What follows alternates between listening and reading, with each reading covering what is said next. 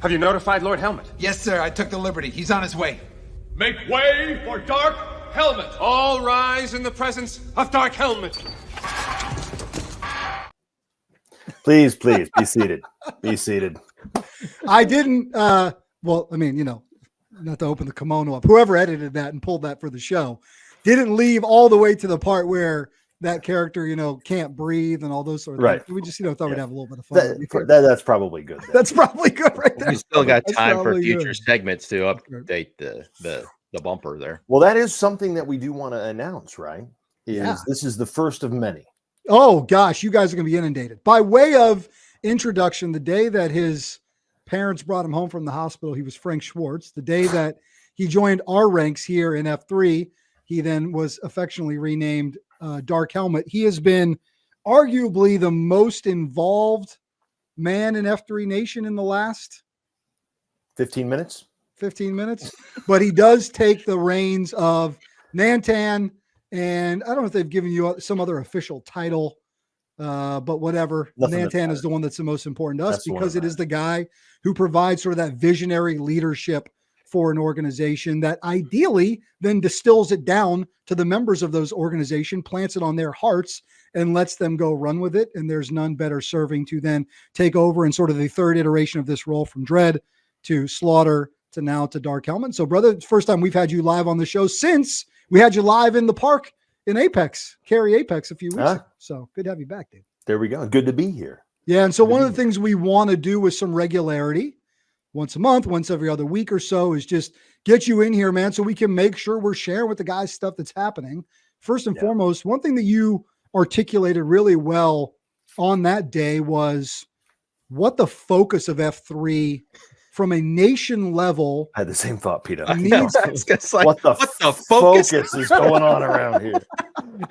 Put it on a shirt. It's did he put the inflection on the wrong syllable? He put the inflection. You're doing fine. Okay. You're doing fine. The emphasis on the wrong syllable. But the focus, right? Your view for what this thing ought to look like. So just tell us, man. Give us a little bit of that. I appreciate that. If you don't mind, if I just back up a quick second, just because you did mention,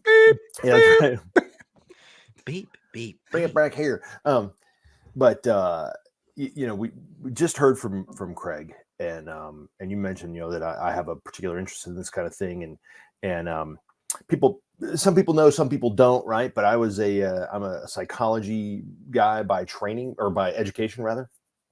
Did all my schooling was in psychology, and this is and worked in mental health for not quite a year, in emergency mental health, talking guys off bridges, stuff like that. Like, this is, you know, real honest to goodness, frontline kind of stuff. And I'm going to tell you that the days of the checklist, it was funny that he mentioned that specifically, because that's exactly how we were taught to do it. It was like, oh, ask them these 6 questions. If they don't have good answers, you know, then I don't really tackle them. I don't know. What do you do? Right. Yeah. Contain that man. But this is going to be probably some of the most important training that we can receive as F3 men. Because we aren't professionals, we know that, right? We're not trained to do much. I've seen some of your squats. Your fitness training isn't going well. No, I'm just kidding. You're talking. Clearly, you're not talking. That's the royal present company excluded. No, but in all seriousness, this is very, very, very important. The single biggest group, and actually, I guess it's probably one of the top killers of men in the U.S. is suicide. And so everything that we can do to help combat that, I think, is going to be incredibly important. And I'm grateful for what Craig's doing. I'm grateful for what you guys are doing, what NGBN is doing, because you know, if we don't exist to do this kind of thing, then what the heck are we even out here? What for? are we doing here? Right. I mean, workouts are nice, but it might be aligned with literally the ultimate pick up the 6. Yeah. Second leading death of men between the ages of 40 and 65. Right behind heart disease. Right. No offense, pork roll. Did you guys see they're going to start? I got to pack in that Taylor ham and then no. Yeah, but we got to do something. And look, you guys, this is not you guys better get into shape and you better sign up for this. We know you're going to. We know you guys rally. You show up for these kind of things. The point is, you men watching, listening are well equipped, and you're on the front lines of this thing. You're around other men in your community every single day. And and really in its own way, this is like peak F3 in this sense. And this will segue very nicely into the next part of what I want to say. But I believe it's pronounced segue. I believe you're wrong, but it's that's neither here nor there. But this is kind of peak F3 in the sense that it's guys who saw something have the initiative to take it on and to go and to do it, and then to spread it, right? What we've been saying, or what I've been saying, in fact, I tweeted about it, I think, just this morning. You can find me at Dark Helmet F3 on Twitter. But the idea that we exist as an organization at the nation level, we, you know, any amount of organization that we really have that's formalized really exists to teach, train, and equip the men of F3 Nation. This is clearly right in that you know, wheelhouse there, right? This is teaching and training and equipping you to do something to actually lift and lead in your community, to take care of your brother next to you. So I couldn't commend that any higher to men to do it. I know that we'll talk about it again before the 6th, and you know, that time actually comes. We're talking about it all next week, I would imagine. Yeah, and I'll be talking about it as well, because this is I think it's super, super important. So that said, and kind of moving to that idea of the teach, train, and equip. You know, you mentioned that I did kind of talk about it a little bit at the Nantan shovel flag handoff ceremony. It's one of those things where, you know, we were all sitting in the room and it all sounded like a good idea, and you kind of we drove on, you know, to say, hey, we're gonna make these things happen. And we started thinking to ourselves, what can F3 do? What can we build? What can we, you know, create that will bless the lives of other men? And I think it's just sort of a natural progression of our of being men, of, you know, living in the world that we live in. And, you know, you kind of scope creep just a little bit, right? And then pretty soon we're like, should we be doing that? Right. And one of the things that I learned from Slaughter when he took over from Dredd, he quoted from a book called Legacy. And we all know that's part of what we're here to do, right? Is to build legacy. That's right. Quoted from this book about legacy, or on legacy, about the New Zealand All Blacks rugby team. Yeah. The single most winning sports franchise in the history of sports franchises, so on and so on. Way better than the Red Sox. I mean, like, not even close, right? So these guys, one of the things they said was, when you're at the top of your game, change your game. Which sounds counterproductive, right? You're doing great. Keep going. Exactly. But you know something, Kitty and Rapido? I've been saying this for a little while, and I think it really serves us, and I think it's a vision that I would love if F3 men would catch, and that is, our job as F3 is to be anti-organized. Yeah. Right? And it drives some people, it probably drives some people crazy. It absolutely how we go about it. Does. And I love that. And in fact, we need the guys who it drives crazy to stick around so that we don't get way off in the weeds. Because I'm the first one to run off the trail and be like, that's a shiny object, right? So we got to have all the guys, every swinging Richard, as Dredd said. But that's the idea, right? Everything that a normal organization, a normal, you know, societal organization would do, we're going to look and say, well, what if we twist that? What if we turn it on its head? What if we do it the opposite of that? So at the top of our game, we decided it was time to change our game. We got everybody in the same room again.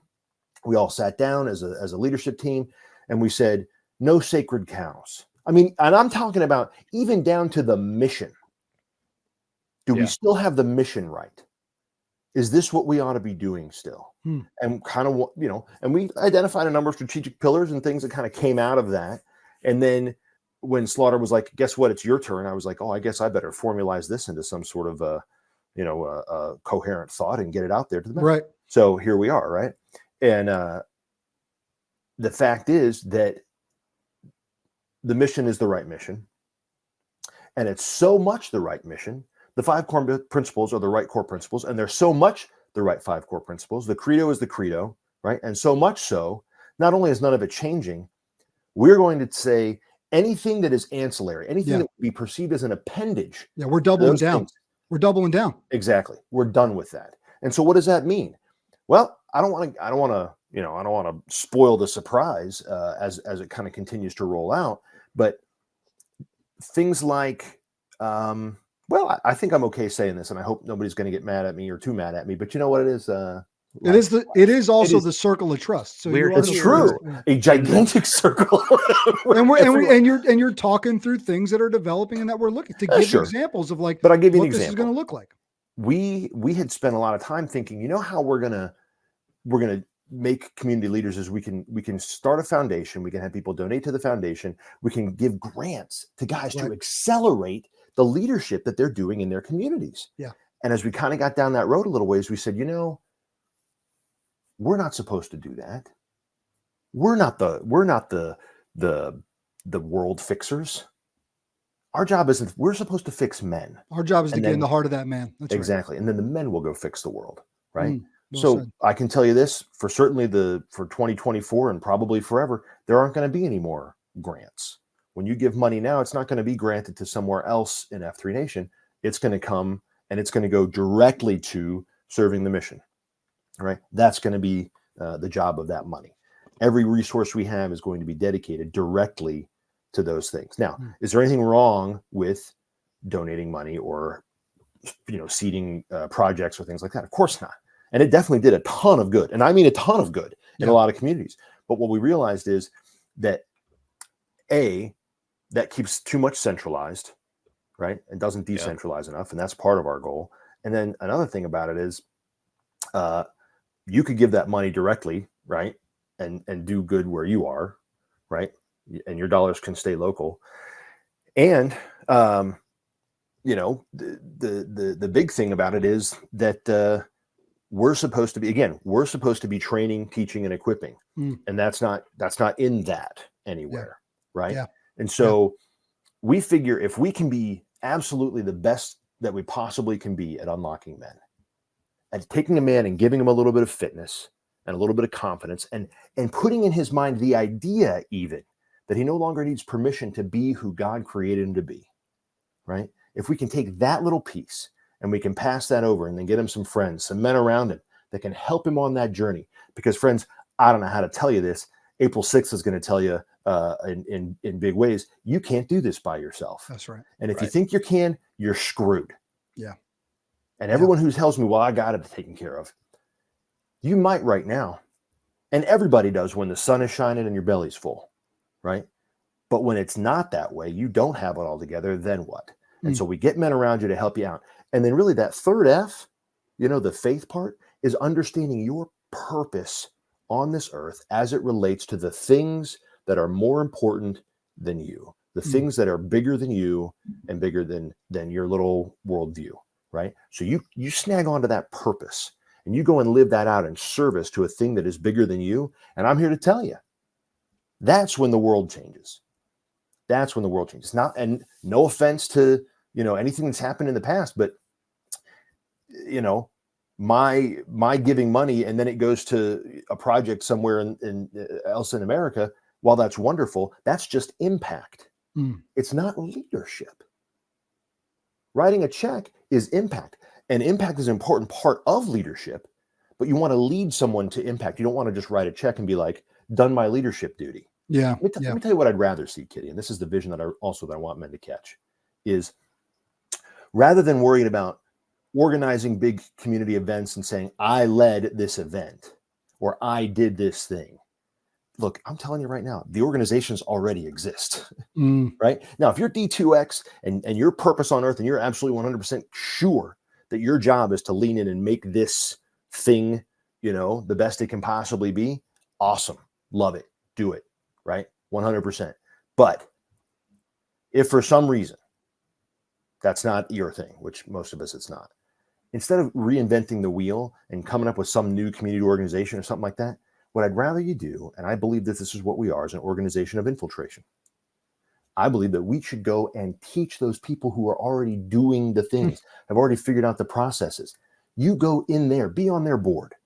You go teach those people how to lead themselves. No more giving away fish, right? Yeah. Every one of us should be learning how to fish and then teaching the man behind us how to fish better. And that's 100% what I believe that we ought to exist for and nothing else. And I will make zero apology for that whatsoever. Someone's going to come and say, well, shouldn't you? And I'll look right at him in the face and go, if you can help me draw the line from where it attaches to our mission, it gives the opportunity for men to lead other men in how to lead, all that kind of, like, if you can tie that together for me, we'll consider it. But I promise you, if you come and say, what we ought to do is, I'm gonna look right at you and go, well, How can we unlock you more to do that? Mm. How can we help you do that? Because we ain't doing it. We're not spending a single dollar, a single hour, none of it. It's not happening. The resources that we have are limited, and in my mind, next to sacred. Next to sacred. The money that you put in here, in whatever fashion it comes in, we want to be such good stewards of that it is as clear as day where it all goes, and that every single penny, as close as we can, right? I mean, you still got to pay, accountants and stuff like that, right? No offense, overhead. I mean, fellas, right? Yeah. So you got some of that, but basically that every dollar, every dime goes exactly where it ought to go. And that is 100% on equipping men to become leaders, virtuous leaders, and then to teach them how to go and do the same. And behind them and so on and so on and so on forever. Yeah. Right. A perpetual legacy machine. Yep. That's the goal. That's the vision. I think that's what we're supposed to do. Yep. Yeah. Rapido, any thoughts from your brain before we wrap it up with him? So many thoughts. He's like, if we could only get that guy to shut up. I'm gonna schedule a nap during these segments. No, terrible. That's terrible. Stop it. I know. So good. He But can you said fire. something there. Can he fire us? I mentioned this on a conversation with you guys. Maybe I said it on the show, right? But the Olympic rowing team from the 40s, where every decision was made that if it doesn't make the boat go faster, we're not doing it. Yeah. Right.